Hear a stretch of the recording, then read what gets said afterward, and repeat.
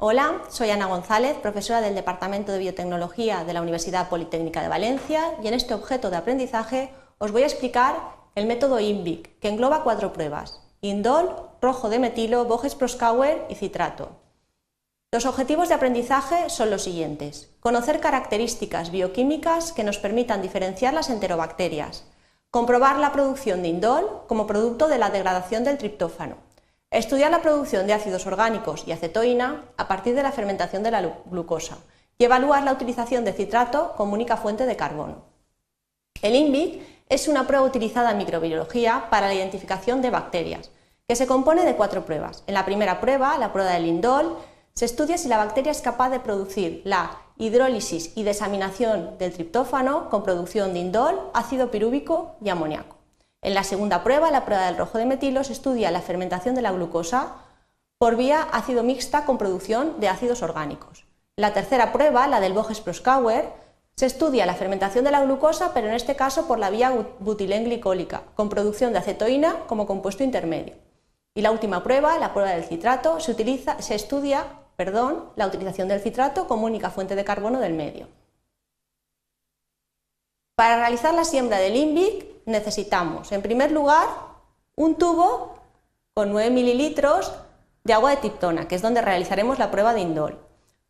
Un tubo con 9 mililitros de medio de Clarks y Lux, que es donde realizaremos las pruebas tanto del rojo de metilo como del Voges-Proskauer. Y un tubo de citrato, que es donde realizaremos la prueba del citrato. Se trata en este caso de un agar inclinado de citrato de Simmons. Además necesitaremos un mechero Bunsen, un asa de siembra de platino o estéril desechable, un agitador y una estufa de cultivo a 37 grados centígrados.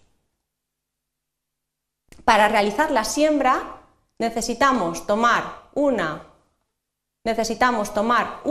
o 2 colonias de la bacteria a estudiar y sembrarlas en los 3 medios que hemos nombrado anteriormente: agua de triptona, medio de Clarks y Lux y agar citrato de Simmons. Recordar que los tubos deben de flamearse a la llama del mechero cuando los abrimos y cuando los cerramos, que hay que hacer una suspensión en la pared del tubo para depositar las células en el mismo, flamear al cerrar, eliminar el asa porque estamos usando en este caso asas de siembra estériles desechables y homogeneizar. Repetiremos este proceso para sembrar el tubo en el que realizaremos las pruebas de rojo de metilo y Voges-Proskauer. Importante trabajar en la proximidad de la llama del mechero porque hay que mantener unas condiciones asépticas y que todo el material que utilicéis sea material estéril. Por último, sembraremos, como veis en el vídeo, el tubo de agar inclinado, un tubo de color verde. Importante recordar este color porque a la hora de la lectura de los resultados será determinante.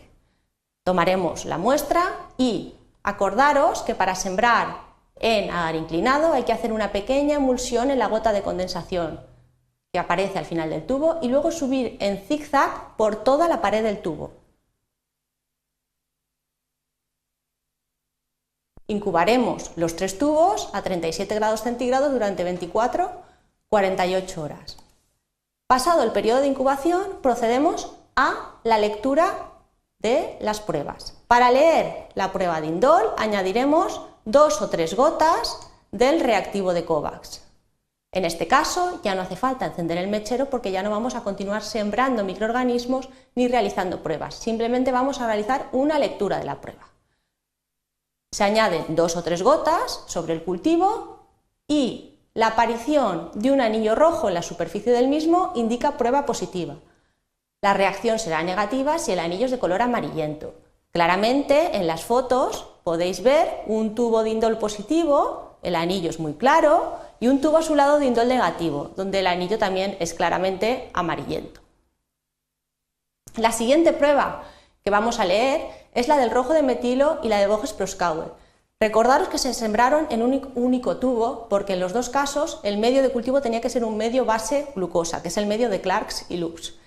Por tanto, antes de proceder a la lectura de estas 2 pruebas bioquímicas, habrá que repartir el contenido del tubo en 2 tubos y a cada uno se le añadirá un reactivo u otro en función de la prueba con la que estemos trabajando.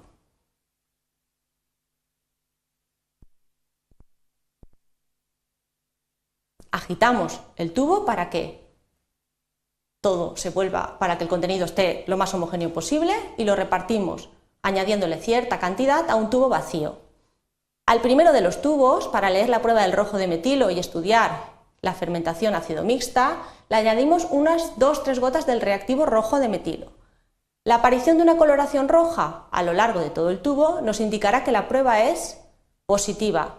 Si la prueba fuera negativa, tendría un color amarillento. En el caso del rojo de metilo, se añade primero KOH para neutralizar la acidez de los ácidos que pudieran haberse formado. Y a continuación, alfa-naptol para detectar la cetoína si es que ha tenido lugar la fermentación butilén-glicólica. Tener en cuenta que esta prueba no es de resultado inmediato, es decir, hay que esperar unos 10-20 minutos para poder dar el resultado. La prueba sería positiva si el tubo adquiere una coloración rojo intenso. Sin embargo, si es una coloración amarillenta, la prueba sería negativa. Aquí en las figuras podéis ver un tubo rojo de metilo claramente positivo y un tubo de Voges-Proskauer tras los 10-20 minutos claramente negativo. La última prueba, la prueba del citrato, es de lectura visual. ¿Qué quiere decir? Que no habrá que añadir ningún reactivo para poder visualizar si es positiva o negativa. En el caso de que sea positiva, se habrá producido un viraje del indicador de pH, que era azul de bromotimol, que habrá pasado de verde a azul. Además observaremos crecimiento. Sin embargo, si la reacción es negativa, no habrá crecimiento y el tubo permanecerá del color verde que os recalcaba yo cuando hemos empezado a hacer la siembra del Limbic, del color que tenía inicialmente. En esta diapositiva os muestro el Limbic de algunas de las enterobacterias más habituales. Por ejemplo, en el caso de Escherichia coli tenemos un Limbic positivo-positivo, negativo-negativo. ¿Eso qué quiere decir? Que la prueba del indol y la del rojo de metilo son positivas y la del Voges-Proskauer y la del citrato negativas. Salmonella typhi, Salmonella typhi negativo-positivo, negativo-positivo. Klebsiella pneumoniae, negativo-negativo, positivo-positivo. Citrobacter freundi, negativo-positivo, negativo-positivo. Y Enterobacter cloacae, negativo-negativo, positivo-positivo. Por tanto, la desaminación e hidrólisis del triptófano del medio produce indol. La fermentación de la glucosa por la vía ácido mixta produce ácidos orgánicos. La fermentación de la glucosa, pero por la vía butilenglicólica, da lugar a cetoína como producto intermedio. Y la utilización del citrato se debe a la síntesis de la enzima citrato permeasa. Espero que este vídeo os sea de gran ayuda.